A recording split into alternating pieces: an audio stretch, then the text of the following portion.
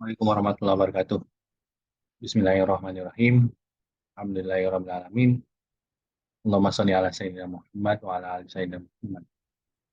Ya, kita akan membahas tentang uh, isu yang berkaitan dengan apakah sebuah patung dalam tanda ini, patung Yesus itu ditempeli oleh jin kafir atau setan, seperti yang diklaim oleh salah seorang ustadz. Kita tidak ingin menjelekkan seseorang, tapi kita mencoba mengajukan, ya boleh dikata alternatif pendapat, opini tentang apakah ada di sebuah patung itu ada ditempeli eh, seorang jin gitu. Atau ya ditempeli dengan jin baik satu maupun banyak. Mari kita lihat, karena ini informasi goib ya, goib jin itu kan termasuk yang goib, maka kita ambil informasinya yang valid itu ya dari Allah. Dan dari Allah itu yang jelas nyata adalah informasinya berasal dari Al-Quran. Kita lihat sendiri. Di surat Al-An'am, surat ke-6 ayat 100, Allah berfirman begini.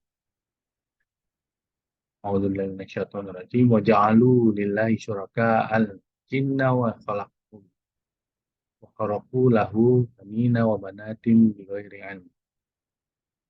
Dan mereka manusia-manusia itu, mereka itu maksudnya manusia, menjadikan jin itu sekutu bagi Allah.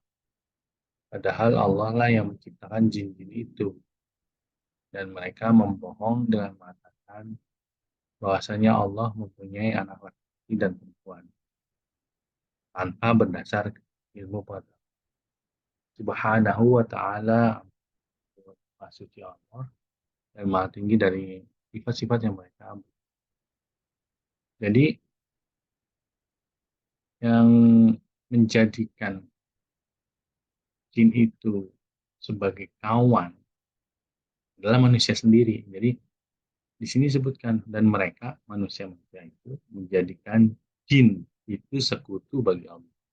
Jadi manusia bersekutu dengan jin, bukan patung. Patung tidak menjadikan jin sebagai sekutu, enggak. Manusia. Jelasnya di ayat ini.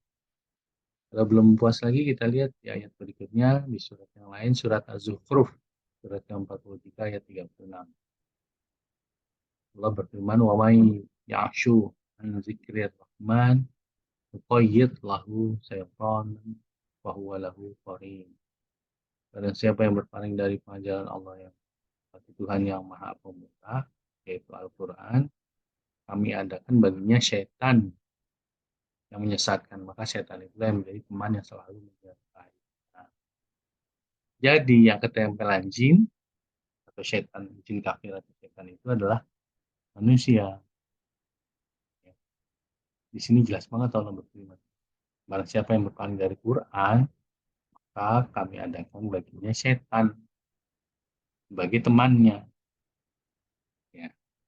Kita lihat lagi di surat An-Nahl, surat ke-16 ayat 20. Faiza qara'tal Qur'an fasta'iz billah minasyaitonir rajim. Apabila kamu baca Al-Quran, hendaklah kamu minta perlindungan kepada Allah dari setan yang terkutuk. Jadi, kalau kita membaca Quran, hendaklah kita meminta perlindungan kepada Allah dari setan yang terkutuk. Karena setan pasti akan menempel pada manusia.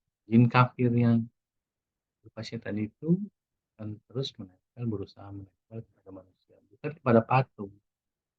Kita nggak bisa baca Quran. Baca sesuatu apapun nggak bisa. Hanya manusia yang bisa baca.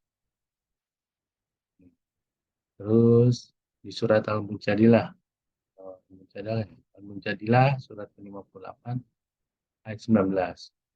Istahwadha alaihimus syaitan fa'asahum zikrallah. Ulaika hizbus syaitan. Ala inna hizbal syaitani humul khasirun. Syaitan itu telah menguasai mereka. Jadi lalu mereka menjadikan lupa mereka. Mereka itulah golongan syaitan. Tahulah bahwa sesungguhnya golongan setan itu golongan Yang dikuasai oleh setan atau jin kafir adalah manusia. Setan telah menguasai mereka. Mereka ini manusia. Kenapa dikuasai? Karena mereka lupa mengingat Allah. Masih ada lagi surat Al-Hasyr ayat surat 59 ayat 16. Kamathali syaitan idh qala lil insan ukfur falamma kafara qala inni bari'um minka inni akhafullah rabbal alamin. Seperti halnya seperti setan ketika dia berkata kepada manusia, ingkarlah atau kafirlah kami. Maka tatkala manusia itu telah kafir, dia berkata, setannya berkata atau jin kafirnya berkata, dulunya aku berlepas diri dari dulunya aku takut kepada Allah Rabb Musta'an. Jadi yang mendekat dan melepas diri setan itu adalah manusia. Jadi setan bisa mendekat atau melepaskan diri dari bukan kepada. Jadi kesimpulan yang bisa kita ambil adalah bahwa jin kafir atau setan itu menguasai akan menempel kepada manusia, bukan kepada benda-benda seperti patung. Lalu yang kedua kita diminta Allah selalu mawas diri kan bisikannya jin kafir atau setan itu. Yang ketiga kita berlindung kepada Allah jin kafir atau setan. Jadi semakin banyak manusia di berkumpul maka banyak setan sebenarnya.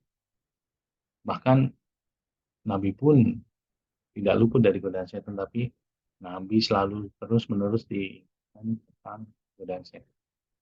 Ya semoga kita dilindungi oleh Allah dari godaan setan yang tertutup tersebut. Demikian yang dari kami. Assalamualaikum warahmatullahi wabarakatuh.